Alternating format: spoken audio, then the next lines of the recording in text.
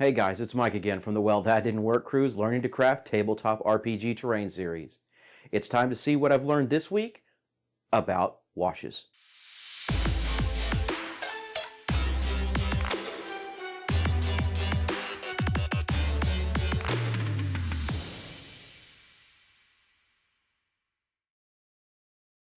So by washes, we're not talking about your daily shower routine. We're going to talk about taking things like the paint that you have in the house, some dishwasher rinse aid, and we're going to create our own cheap washes that we can use for our crafting. And then I'll show you what they look like against different painted surfaces. Stick around. Let's get started talking about washes. If you search the internet, you're bound to come up with thousands of different recipes to make your own washes. Everyone claims to be the best, but the truth is, they're just the same thing. It's a stain that's meant to highlight texture by creating a shadow using similar color to the paint you used. What separates the store-bought ones from your homemade one? The store-bought one seems to keep a little longer, but it costs more.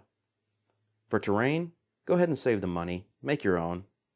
For minis, I would suggest you buy some. The various shades that you need will be better mixed if they're done commercially. To make your own, let's cover the basic recipe of any wash.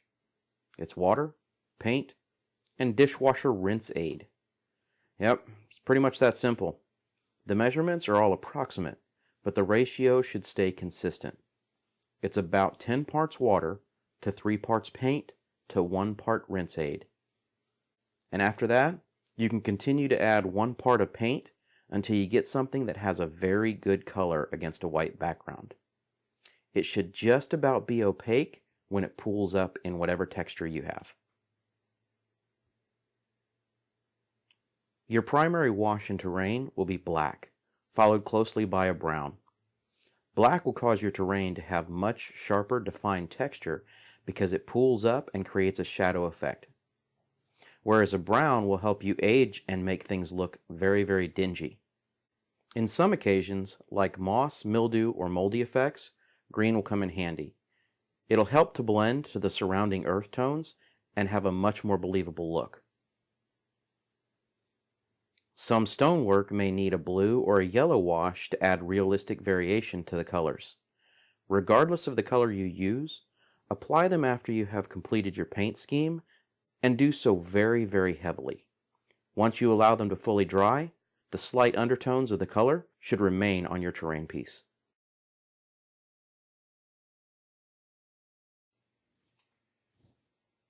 Here are my 4 test sample blocks. Base coated in white, base coated in a nutmeg brown, base coated in a granite gray, and finally base coated in a light mocha tan.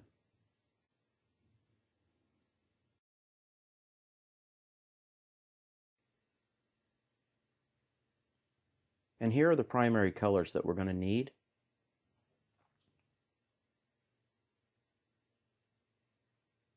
And here is everything that we're going to need to create our washes for terrain building. I have an ebony black acrylic paint, a burnt umber acrylic paint, a Kelly green acrylic paint, and an electric blue acrylic paint. These 4 colors should cover almost every application you're going to need. You'll also need a clear bottle with a closable lid, as well as some form of plastic medical syringe that allows you to measure out water and fluids. Finally, your rinse aid for a dishwasher.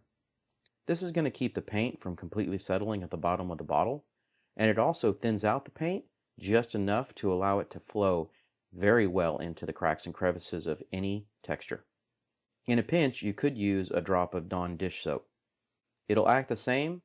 The only problem is that when you go to agitate the mixture, it's going to bubble up on you. Here is how I make a black wash.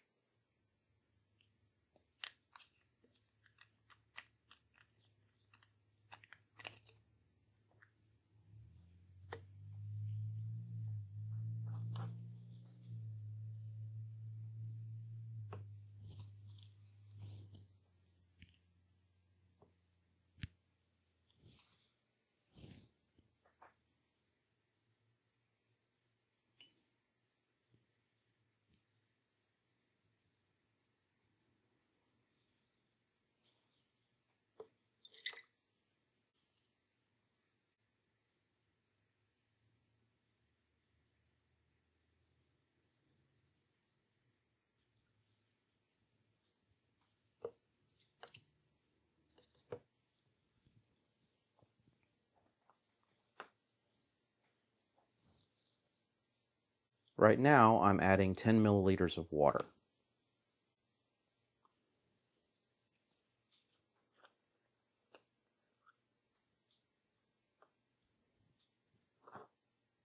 Next, you want to add about a milliliter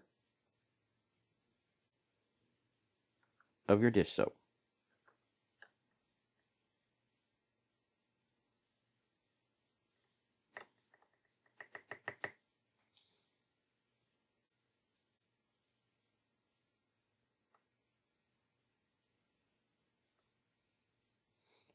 Next, you want to add a milliliter of your dishwasher rinse aid.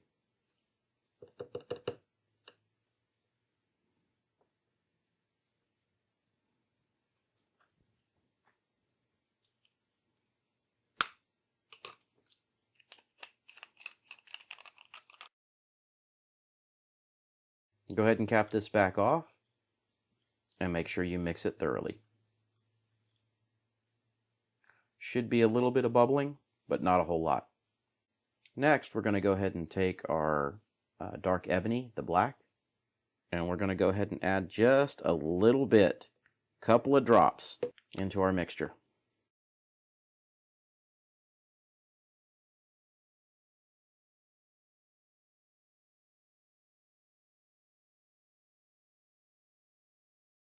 And again, we're going to come back and we're going to make sure that we agitate this.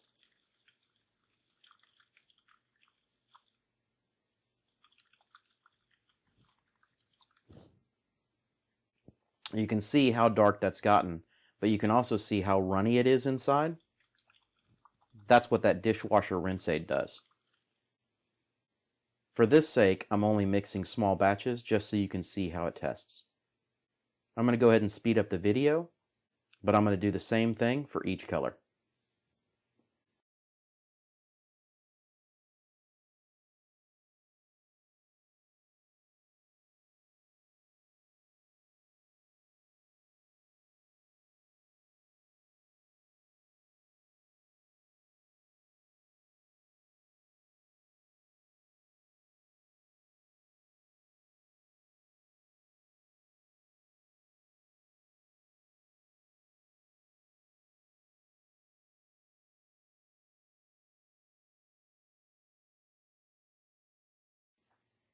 With the brown, make sure you add 1 drop of black.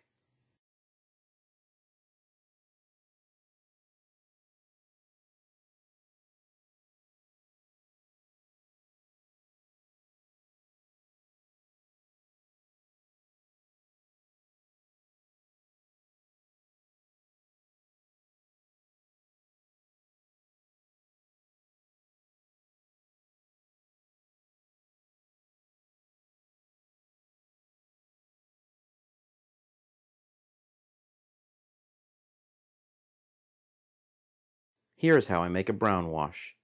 Make sure to add a drop of black paint to enrich the color.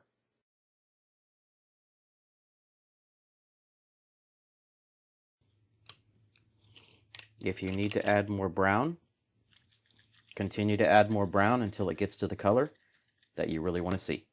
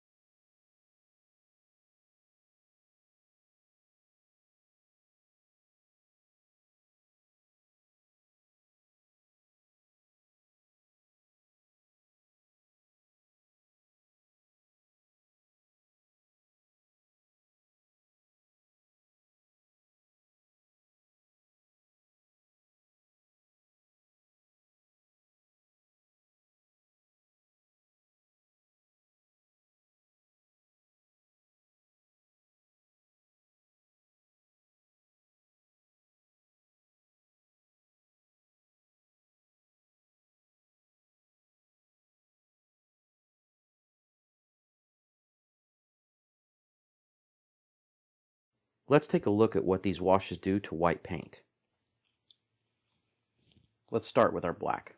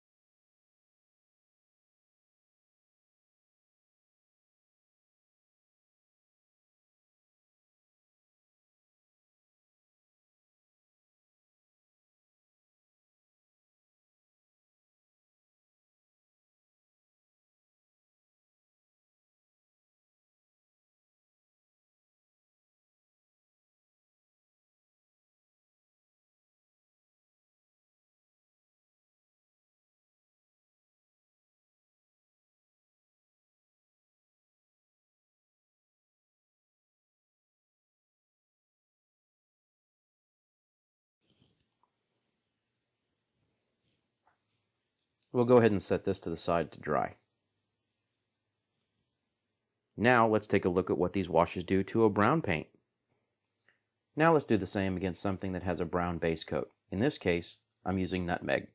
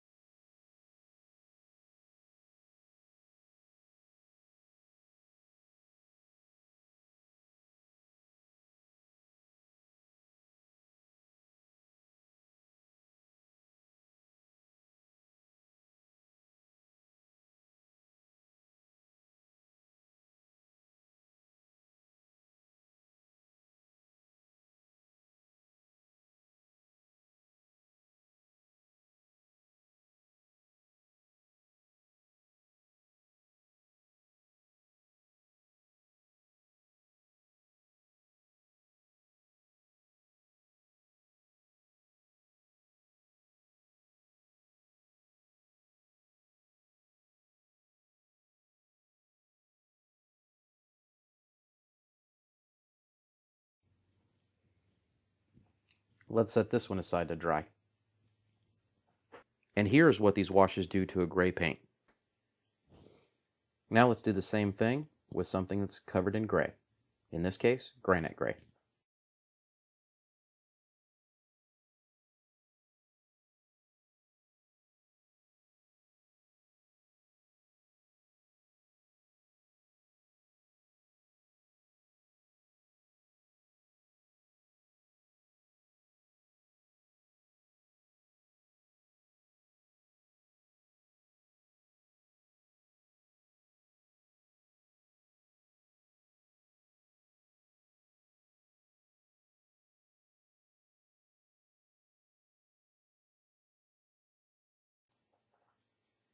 Now let's set this one aside to dry. Finally, let's take a look at what these washes do to a tan paint. Now let's do the same thing against something that is tan. In this case, a light mocha.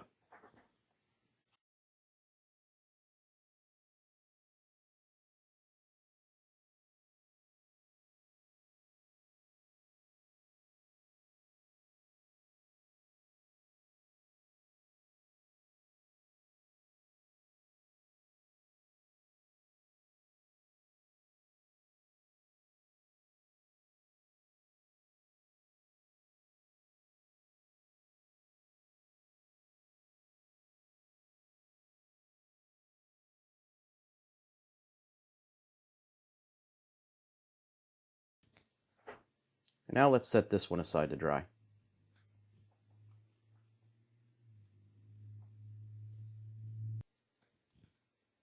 I'm going to clean up my workstation and I'll be right back to show you what the results look like.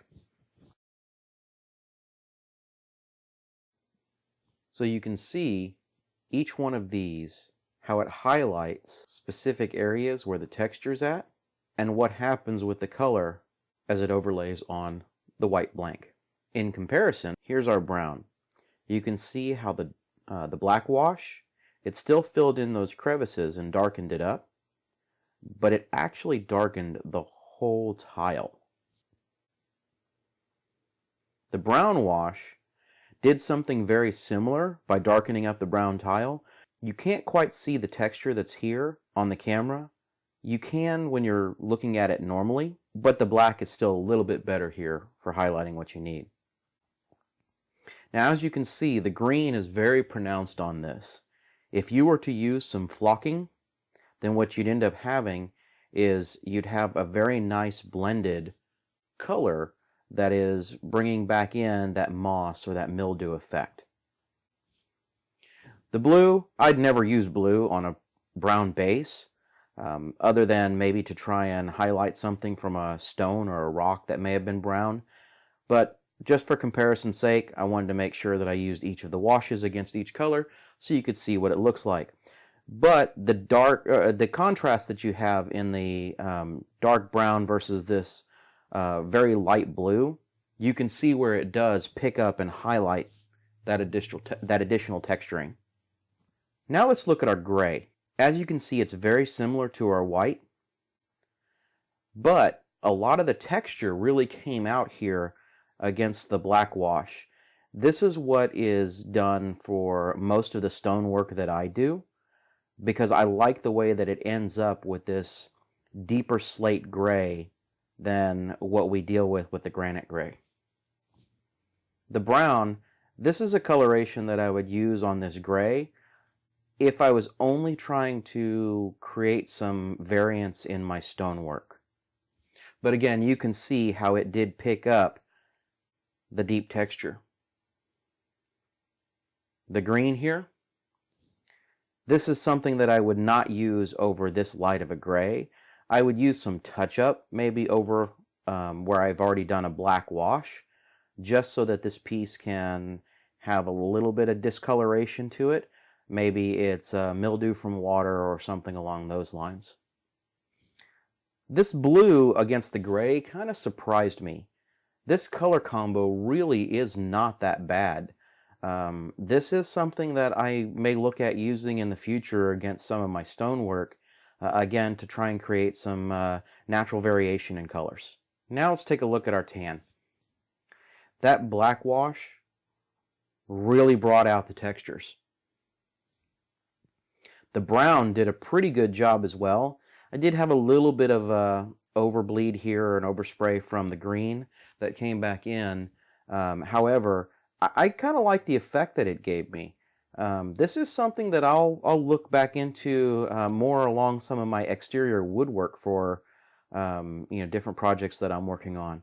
I think this color combination is something that I could explore and do a little bit more blending with.